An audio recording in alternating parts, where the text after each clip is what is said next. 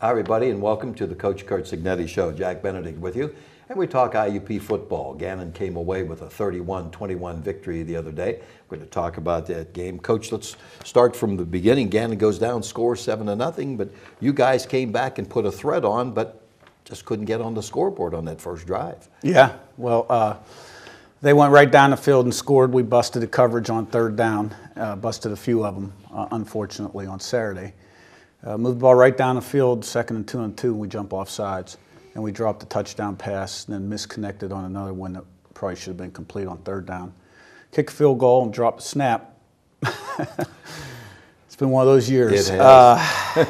And our players, let me just say this. Our players have given great effort all year. They've been a joy to coach. It's the easiest team I've had to coach in terms of, them doing the right thing. And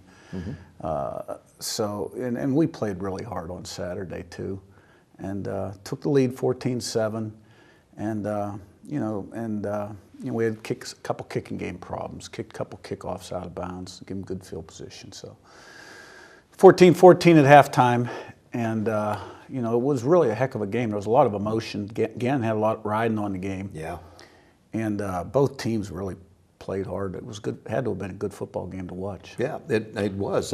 Let's talk about positive. Let's talk about your 2 touchdowns, because it was 7-7, and then you go up 14-7, as you mentioned, 14 and a half. 55-yard pass play to C.J. Jackson was exciting, and then following up with the pass play from Chase to Drew Carswell. Explain those 2 drives. Well, we were 3rd and 2 on the first touchdown drive, and we had a 3 tight end set in, and put a wing to the field and faked the power play, and we had 3 men out to the field on the route, and C.J. Jackson came open on the corner and chased through a beautiful pass, and C.J. showed his athleticism and speed, went 55 for a touchdown. So, and that tied the game 7-7. And then, our defense really settled down, and we stopped them and got the ball back and made a couple third down conversions. Walt Pegues had just a terrific day. 13 catches, 193 yards, 288 all-purpose yards, freshman.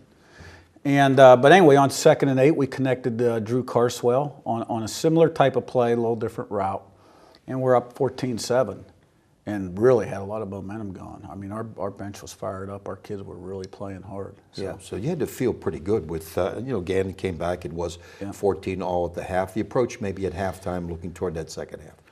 Well, it's basically a nothing game, and the team that wins the game is going to be the one that executes the best, play in, play out. So our kids were very confident. I was very confident too. We took the ball right down the field on the first drive of the second half, and we misconnected on a pass on about the 12-yard line, 14, that we should have been able to make that happen for a touchdown, and missed a field goal. So it's 14 all, and they got the ball. Yeah. Defense had to hold on a big fourth down play that Gannon went for again. They rose to the occasion. That's right. Tremendous play by our defense. I was really surprised Gannon went for that. They were on about the 35, 40-yard line, their own. And about 4 minutes ago and a half, it was a tie game. And we got our goal line people in there and stopped the quarterback sneak. It's about the first time they've been stopped on a quarterback sneak all year. Their quarterback's about 6'7", 240. And our guys did a great job up front. And we got the ball on offense. And boy, we went for it on 4th and 1, and it was there. And we just once again didn't quite make it happen. Yeah. Both teams with the defense stepping up. Gannon's leading 17-14, and then you got a nice play. I mean, you talked about Pegues and just the all-purpose yardage that he had, and boy, he makes things happen. And it appeared from the beginning, because you had a reverse early that was, that was called back because of a penalty. Right. It appeared early you really wanted to get him involved in the offense as much as you could. Yeah, well, Gannon's scheme kind of led to those quick throws on the outside, those bubble screens, and Drew Carswell was doing a really good job of blocking for Walt. And we hit him 4 or 5 times for big chunks, and he had a tremendous day. I mean, made a lot of other plays for us too during the game.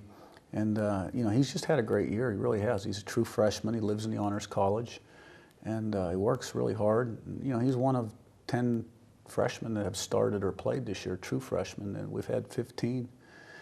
Redshirt freshmen or freshmen play fairly significantly. So had a lot of young guys play.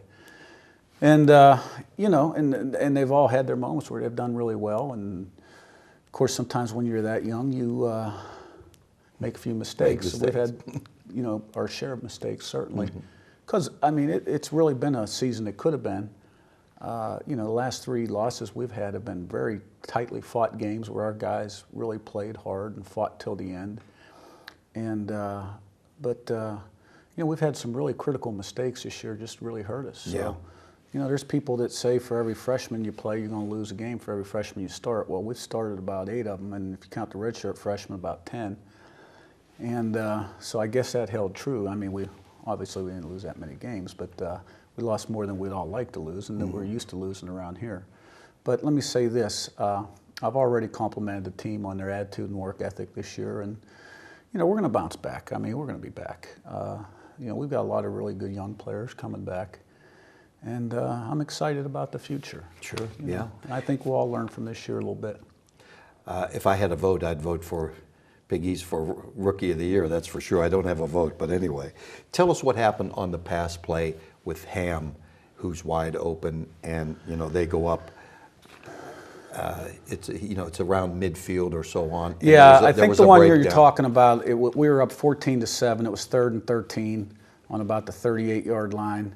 And, you know, they held Matt Moed coming off the edge and didn't call him. But, you know, that stuff happens. It's hard. You know, there's a lot of holding goes on at both ways. So, you know, and we were in cover 1. We're in man coverage with a robber, and our safety bit the corner route, and they brought a post underneath of it. So there was nobody in center field. The corner got beat and almost recovered, and we could have had a linebacker in the hole there to affect the play too. But he was out of position. And, you know, we had probably 4 or 5 coverage busts in this game, which led to big plays. So, you know, the other plays, I mean, we just, look, we made too many mistakes. Well, you know, the thing we can bring up, too, Gannon's a pretty good football team. They got a lot of people from all over the country and a lot of talent in different spots. These wide receivers, and you mentioned about Nodler, the quarterback, is very good. Probably the best offense we've played all year. You've got a lot of big offensive linemen. Got a 6'7", 240-pound, 3-year starter quarterback that I think is really a tremendous player. Got the leading back in the conference. Got some real threats on the outside. I mean, you got players from 18 different states. You know, they recruit all across the country, like, you know, much like Seton Hill's starting to do too. So they got a good football team. But, you know, we got a good football team too, and it was a tight contest. And, you know, play here and there, and the game could have gone in our favor. I mean, just like at the end of the game. I mean, a lot of people probably thought it was over, but 53 seconds ago, we throw a Hail Mary that's tipped and ends up right in Drew Carswell's hands, and unfortunately, he wasn't able to finish the play. Well, it was deflected, wasn't it, into his hands? Yeah, it was a deflection into his hands, and you know, we kicked the PAT. It's a 3-point game. We're kicking an onside kick to tie or win the game. So, and that's one thing I'm really proud of the team. And all the last 3 games we've come up short. We've still finished the game with great effort. You know, we were down there at the end against Cal, tied the game, and didn't get it done. And then, you know, we scored at the end of the Slippery Rock game and kicked an onside kick to try to get back in the game. And this game was no different. I mean, we drove the ball from the 3-yard line to about the 15-yard line at the end of the game to put yourself in position to kick an onside kick. So, you know, our guys have, you know, they've really fought hard. Yeah. Let's talk about the veterans. It's going to be the final game, 1 o'clock against Westchester. It's senior day, and there are about 14, maybe 15 of them. A lot of them have played parts in many different ways, but they've been good for you for 4 years, haven't they? Oh, no question about it. I mean, on offense, you're looking at Bruce Atkins at left tackle, finally got his first opportunity to start and has had a very solid year. Maybe our most consistent offensive lineman this year. Matt Sasson is a 3-4 year starter at center. Jorge Vicioso at right tackle has started for 2 years. Of course, we brought Brock DeSico in from Wisconsin, and you know, he's playing with an ankle injury and has for the last half of the year, and he's not 100%, but he's had a great year. Drew Carswell, you know, his numbers speak for itself. Sloth Williams didn't get to play last week because he had a concussion. Trey Campman at wide receiver came back for a 5th year. Wasn't going to come back, and then we were short on receivers, and I asked him to come back, and he did. He was going to coach. And, you know, he'll start his coaching career in the spring. That's great. And, you know, up front on defense, Shane Meisner, has been a very steady player for us. Bryce Gilbert came in from Wisconsin and had a really good year for us too. Alex Berdahl and Dorian Lane were hurt a lot this year. Didn't get to play quite as much as we were hoping, but Alex is on the field now and doing a great job. Jarrell McFadden probably played his best game Saturday against Gannon. He was terrific. He competed like a warrior. You know, Brett Allman, the kicker. Darryl Stewart's a walk-on that joined us this year. Now, I'm probably forgetting somebody. I hope not, but... Well, I was running down the list too, trying to think, and I think maybe you had everybody covered, but they've all, in their own ways, we said, done a terrific job. It also is going to be the last game for Coach Bernie McCown. Yeah. And that's hard to believe because, you know, 58 years coaching from the high school ranks to successful at Indiana, and then he joined your dad in 1987. Wow, I mean, that's a lot of games and a lot of effort for the whole family. You know all about that. Yeah, Bernie's going to be missed. He has been a tremendous contributor to the program. His enthusiasm, it's amazing, and loyalty is totally incredible. To coach for 58 years, players love him. So this will be his last game. So we're going to try to win one for the seniors and for Bernie. Yeah, I think that would be fantastic. And I've been trying to encourage people on my morning sportscast that players, there are a lot of them still around the area who played for him at Indiana. Come on out and honor him. You know, there are so many players for so many years that have been a part of that. He's touched a lot of lives and affected a lot of people very positively. Yeah. A challenge in your last game, Westchester, they have a lot to play for. You can be a spoiler. You can do something to them. Haven't been in this position before. No. Good football team, not much different than some of the other good football teams we've played. I mean, you know, style's always a little different. They're from the East, and their offensive line average is 314 pounds. They're big up front. They got a 6th-year quarterback that has really played well. Got a good tight end. They got a receiver that can fly. Running back had about 250 last week. You know, defensively they've been pretty good. They got a corner that's an All-American. They're a good football team. You know, they're 9-1. They'll come in here. It'll be a dogfight, and hopefully, you know, we can make the plays that we haven't made in the previous 3 games that will allow us to be successful. Yeah, I would hope that the fans would come out for the last game. You know, football season, everybody from the off season on through spring ball, you're waiting and waiting till the year comes, and all of a sudden, I know you guys put time and effort in each and every day. It goes by quickly, and here it is, the last game of the year.